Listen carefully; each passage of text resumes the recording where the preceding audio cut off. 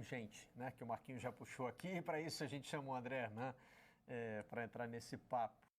Tenho certeza que esse celular tá frenético aí, né? Tá voando mensagem de WhatsApp para tudo quanto é lado, André Hernan. Em que ponto estamos dessas conversas entre Palmeiras e Flamengo pelo Pedro? Bom dia. Tudo bem, Barreto? Bom dia, Milton, Marcos. A gente está aqui na redação de São Paulo sem máscara, mas a nossa galera ainda está com máscara. A gente pode ver lá o Luiz Teixeira ali atrás, inclusive. O Rafão, nosso editor, tá de máscara, então a gente ainda está caminhando nessa situação. Mas o governador João Dória já anunciou que numa entrevista coletiva hoje vai dar todo o protocolo, mas ao ar livre na rua. Aqui em São Paulo a gente vai poder tirar a máscara. Em relação ao Pedro, em relação ao Palmeiras, a apuração de ontem, e aí eu preciso citar o time que me ajudou nessa notícia, o Caio Mota, o Felipe Zito, o Thiago Ferri. O Palmeiras viu uma brecha, e isso eu ouvi de uma pessoa importante do Palmeiras, que o Palmeiras só chegou a esses números, 20 milhões de euros, por 80%. Porque viu uma brecha do Flamengo em negociar o jogador. A gente sempre ouviu da direção do Flamengo, o Marcos Braz falando em entrevista coletiva, que o Pedro só sai pela multa e a multa é impagável nos padrões brasileiros, 100 milhões de euros. Isso, evidentemente, é para você dizer, olha, não está à venda. Então, o Palmeiras viu uma brecha, então, por isso, iniciou uma conversa. Iniciou uma situação em que coloca uma condição de 20 de euros por 80% do jogador. O Flamengo ficando ainda com 20% do atleta. E aí entra a questão dos jogadores, 2 jogadores. Só que isso, para o Palmeiras, é uma condição que vem muito mais do Flamengo. Quais jogadores? Porque se você colocar, é muito óbvio, Rafael Veiga e o Everton, óbvio que não vai ter negócio. São jogadores importantes. Então, assim, o Palmeiras analisa quais jogadores seriam esses? Jogadores que de repente não estão fazendo parte do Palmeiras, não estão com frequência no time do Abel Ferreira, e muito se falou da questão do Gabriel Menino, que é um jogador importante, porém está em baixa no Palmeiras. É toda uma questão de se conversar. O Palmeiras não vê a porta fechada ainda em relação ao Pedro. Só que a diretoria do Palmeiras quer que o Flamengo precifique o jogador. E precificar não é pagar a multa, e sim falar quais são as condições. 2 jogadores? Quais jogadores? Qual o valor? E o Flamengo e o Palmeiras ainda vão ter conversas por esse jogador. Porque a direção do Palmeiras, Barreto e amigos, entende que pagar 20 milhões de euros, pagar um valor alto por um jogador, é no modelo do Pedro, que é um jogador que já está consolidado, que é um jogador que frequenta a seleção brasileira, um jogador que tem experiência, apesar de ser muito jovem, 24 anos, e é o jogador da posição que o Palmeiras quer. E a diferença entre Palmeiras e Flamengo nesse momento, e eu nem gosto muito dessa coisa de titular e reserva, mas o Pedro hoje no Palmeiras seria 9 titular, jogaria as principais competições, o que não acontece de repente no Flamengo, porque tem um outro grande jogador lá, que é o Gabigol. Então essa é a diferença. Então assim, na apuração que a gente tem, essa porta ainda não está totalmente fechada, mas o Palmeiras quer, de fato, ter um preço, um valor fixo, para ir ver se faz uma nova investida para o Flamengo, para ver se contrata esse jogador. Uma negociação dessas não tem só 2 lados, né? Você tem que pensar no Flamengo, qual o interesse que ele teria de negociar o Pedro. Evidentemente, você tem que pensar no Palmeiras, que é quem está fazendo a proposta, mas aí para entender até que ponto o Palmeiras está disposto a ir. Porque a multa não é só o clube brasileiro que não paga, não é? 100 milhões de euros por um jogador de 24 anos, o mercado europeu está fora. Também o Flamengo não vai conseguir essa proposta de um clube europeu. Sei lá, né? O Pedro pode ser convocado pelo Tite para a Copa do Mundo, de repente entra no time titular e faz o gol da vitória na final, e aí o jogador valoriza. O futebol tem umas coisas meio doidas assim que você não pode prever, mas assim, no curso normal das coisas, não tem 100 milhões de dólares para dar para um jogador de 24 anos que ainda está no mercado brasileiro. Você tem que ver também o lado do Pedro, né? O jogador não necessariamente tem o poder de decisão sobre a negociação, mas ele pode ajudar a pressionar. E claro, né, sempre que se fala nisso, tem o que hoje se chama de staff, tem os representantes dos jogadores que tem uma lógica, normalmente tem uma lógica, claro que essas pessoas são contratadas para cuidar da carreira do jogador, mas tem algo que é muito... tem uma influência muito grande, que é a cada negociação entra um percentual, né?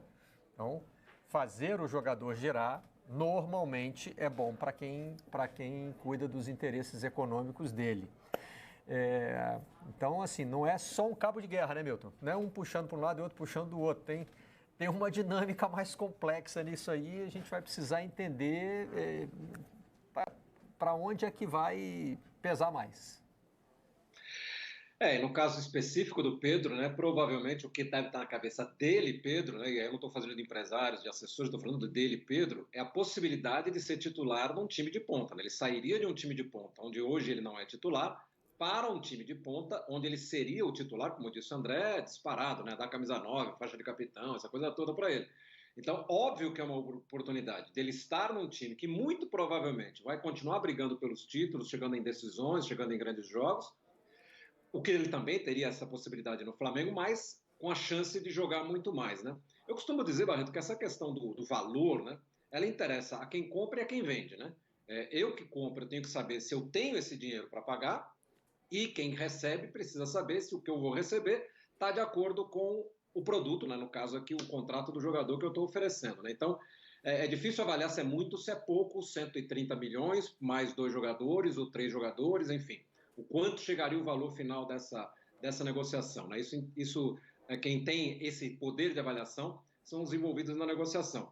E como você disse, o Pedro já é um jogador de 24 anos. Poxa, mas 24 anos ainda é novo, né? Mas para o mercado europeu talvez já não seja, né? Então, se o Palmeiras está pensando, não vou gastar aqui esse caminhão de dinheiro com o jogador, mas daqui 2 anos ele fazendo 2 boas temporadas, eu vendo ele para a Europa e recupero esse dinheiro. Esse dinheiro todo, se for 20 milhões de euros, provavelmente não recupera. Pode recuperar uma parte. O todo não vai recuperar, porque ele já será daqui a 2 anos um jogador de 26 anos. A Europa não costuma gastar tanto dinheiro assim num jogador de 26 anos, a não ser que seja um Neymar da vida, um Messi da vida, um Mbappé da vida, né? O que não chega a ser o caso do Pedro. Então, acho que seria bom muito para o Palmeiras, seria muito bom para o Pedro, eu imagino. E para o Flamengo tem que avaliar até que ponto é importante ter esse dinheiro todo e com esse dinheiro fazer outros investimentos, enfim. Acho que, como você disse, para quem está como terceiro interessado, digamos assim, os empresários do Pedro, porque esse pessoal costuma ganhar em cima de comissão, né? A cada contrato, a cada venda, a cada negociação, esse pessoal ganha uma comissãozinha. Óbvio que para eles um negócio desse tamanho seria bom para o cofre deles, né? Acho que para o Palmeiras é muito bom porque vai ter um bom centroavante. Para o Pedro é muito bom porque ele vai jogar num time de ponta e poder continuar aparecendo. E quem tem que avaliar aí pelo lado do Flamengo é se esse dinheiro todo compensa a saída de um jogador que hoje nem é titular e, de repente, a vinda de 2 outros reforços para compor elenco, né? Pelos nomes citados aí, não chega ninguém para ser titular disparado no Flamengo, mas pelo menos para compor o já bom elenco do Flamengo. A relação entre clube e jogador não é uma relação comum entre patrão e empregado, né, Marquinhos? A gente está aqui recebendo o nosso salário e entregando em troca, né, o nosso trabalho. Né? Tudo certo. No dia que acabar o contrato, vamos embora. No caso do jogador de futebol, ele também é ativo, né? O jogador de futebol não é coisa, mas aí entra uma relação que a gente pode fazer uma comparação assim bem rasteira, por exemplo, quando você compra um carro. Né? Dizem que você compra um carro zero e sai da concessionária com ele valendo já 20% menos. Né? E um dia você vai vender esse carro para comprar outro e tal, e ele vai valer menos do que você comprou. O jogador de futebol tem um pouquinho dessa lógica aí, né? Porque você muitas vezes precisa pagar pela negociação, para que o jogador vá para o seu clube. E aí você precisa pensar, né? Como disse o Milton, lá na frente, será que eu consigo vender bem? Ou será que eu vou financeiramente sair no prejuízo? Se você sai financeiramente no prejuízo, você tem que entender que a contribuição técnica que aquele jogador vai te dar compensa isso. Né? Assim, eu vou sair no prejuízo financeiro, mas eu vou ganhar o Brasileiro, a Libertadores, o Mundial, enfim, meu dinheiro vai ter valido a pena. Sim. Eu acho que o Palmeiras aposta nessa segunda opção sua. Acho que o Pedro é um jogadoraço, na posição dele reúne categorias, reúne características que pouquíssimos têm no mundo. Não estou dizendo que ele está entre os melhores, mas características que ele reúne: inteligência, força física, finalização. Um cara que precisa de pouco espaço para marcar um gol, precisa finalizar pouco para fazer um gol. Eu acho que é um jogadoraço que cairia muito bem no Palmeiras, é o que o Hernan falou. São duas coisas que o Hernan falou que me chamam a atenção. A primeira é essa do Pedro chegar como cara. Realmente, ele só não é o cara no Flamengo, porque não só tem o Gabigol, que é da posição dele, mas pelo que o Gabigol representa no Flamengo. O que é o Gabigol pro Flamengo nesses últimos 3 anos. Então tem esse peso, esse quilate a mais também. Gabigol já permite a gente fazer aquele tipo de pergunta, que tem gente que, né, fica retesado na cadeira na hora que a gente faz a pergunta, mas perguntar não ofende. Ele já é o segundo na história do Flamengo, depois do Zico? Ou pelo menos do Zico para cá, para não falar que antes tinha outros jogadores importantes no Flamengo. Segunda importância, você diz? Porque dá para discutir sem se horrorizar? Tem discussão, é isso? Acho que tem discussão. Tem discussão. O jogador do Flamengo, o torcedor do Flamengo adora o Adriano, por exemplo. Há subjetividade na discussão. Vai botar outros caras aí. O Romário tem uma carreira muito maior do que a carreira do Gabigol, mas talvez não tenha sido tanto para o Flamengo. Sim. Mas assim, ninguém vai se horrorizar de botar esse tema na mesa, né? Vamos discutir aqui? Não. Pode discordar ou concordar, mas a discussão existe. E quanto mais tempo o Gabigol passar no Flamengo, né? Com o Flamengo com o potencial de investimento que tem hoje, disputando títulos, e ele fazendo gols, e evidentemente e eventualmente ganhando, levantando mais taças, né? Ele vai ganhando lugar na mesa para essa discussão aí. Vai ganhando mais subsídio para que não seja inquestionável mais esse tipo de discussão.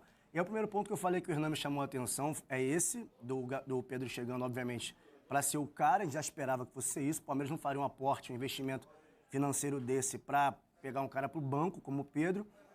Mais um outro ponto que o Hernan falou, que eu acho que é a palavra que pode conduzir-se à medula dessa discussão, que é a precificação. O Flamengo, eu acredito que o Palmeiras, por estar investindo, insistindo tanto no Pedro, alguma informação tem. Essas coisas circulam, ainda mais com o WhatsApp, enfim. O cara deve estar insatisfeito, estão sabendo de alguma coisa que a gente, né, a grande massa, ainda não sabe, para continuar insistindo. Que se o Pedro estivesse muito bem, estivesse voando, não teria tantas tentativas. Então, a precificação, o Flamengo chegar e falar, olha, vai ser X, tem que pagar X. O Palmeiras vai dar um jeito de pagar X, a não ser que X seja algo exorbitante.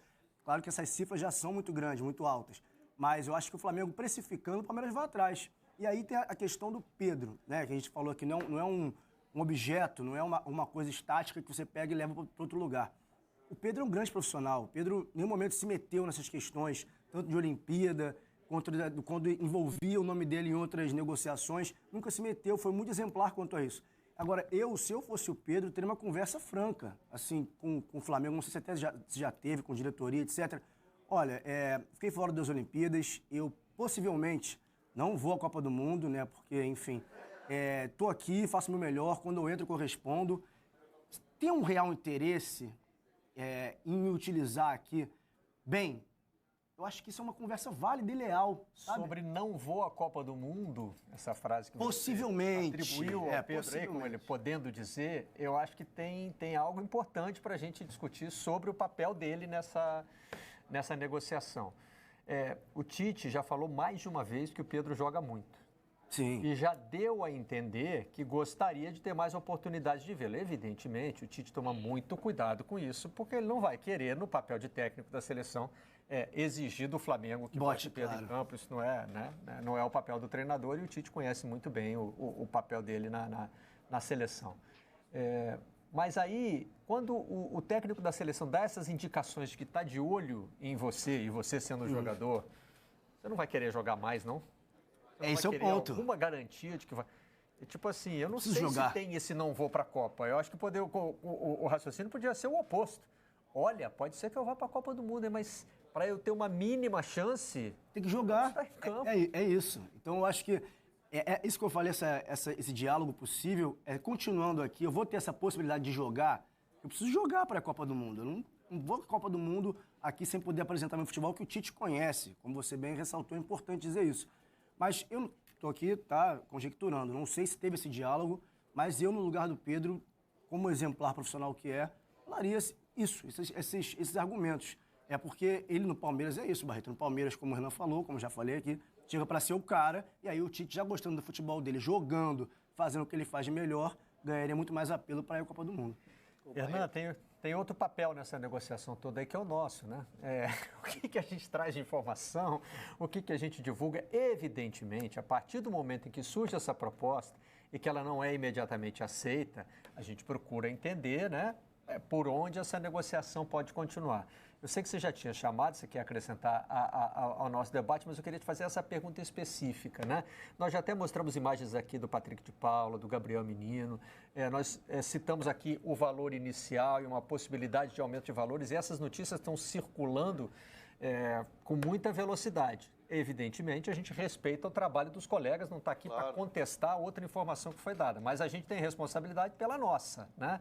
Sim. O que você sabe que saiu efetivamente do Palmeiras como proposta? Assim, o que é que a gente sabe que está na mesa do Flamengo hoje? O que tá na mesa do Flamengo hoje é uma conversa muito bem alinhada em relação a valores, por quê? Porque o Flamengo abriu essa possibilidade. E o Palmeiras, num determinado momento no curso das conversas, viu que o Flamengo mudou um pouco as condições. E isso deixou o Palmeiras meio assim, pô, será que vai abrir mesmo a possibilidade ou não? E já chegou e falou, olha, 20 de euros por 80%. Do jogador. E aí o Flamengo colocando a condição, de repente, de jogadores, nomes que foram citados, Patrick de Paula e Menino. E é muito óbvio Mas esses nomes foram oficialmente oferecidos pelo Palmeiras? Não, são nomes que estão sendo... O Palmeiras, inclusive, nessa questão dos nomes, trata com muita cautela, porque sabe que o elenco do Palmeiras, o Palmeiras não tem nenhum jogador que está afastado ou treinando em horários alternativos e que estaria para jogo, como estava, por exemplo, o Luiz Adriano até o início da temporada. Então o Palmeiras trata com muita cautela essa questão de colocar jogador na negociação. Por exemplo, Patrick de Paula é um jogador que hoje em dia não é o atleta principal nas principais competições e o Abel nem trata como titular e reserva, não usa essa expressão, né? O cara é titular, o cara é reserva. Então, assim, o Patrick de Paula é um jogador que já teve mais valor dentro do mercado e no Palmeiras. Hoje, nem tanto. O Menino, a mesma situação. Só que o Palmeiras vai ter que avaliar isso, o Abel Ferreira vai ter que avaliar também se vale a pena você liberar esses dois jogadores. Porque se o Menino e o Patrick de Paula, que valiam 20, 25 de euros, que são preços que a gente ouvia internamente no Palmeiras quando eles estavam num momento melhor, se de repente eles começam a arrebentar no Flamengo, essa conta do Pedro vai ficar mais cara do que a multa rescisória. Então o Palmeiras tem muita cautela em relação a nomes. E quando você conversa com o staff desses jogadores, a resposta é: ainda não teve nada do Flamengo. Mas essas pessoas sabem dessa possibilidade de compor com o Flamengo no negócio com o Pedro alguns jogadores. E eles estão em alerta. Se pintar uma possibilidade, vamos negociar. No caso de Patrick de Paula e de Gabriel Menino. Mas é uma situação que o que eu ouço dentro do Palmeiras essa composição de jogadores vem muito mais do Rio de Janeiro do que propriamente sai de São Paulo. Então a situação está toda assim ainda, é uma negociação que está aberta e o Palmeiras bate o pé dizendo o seguinte: olha, queremos que o Flamengo precifique o jogador e não mude ali as condições ali no meio da conversa, para você poder mandar o documento oficial.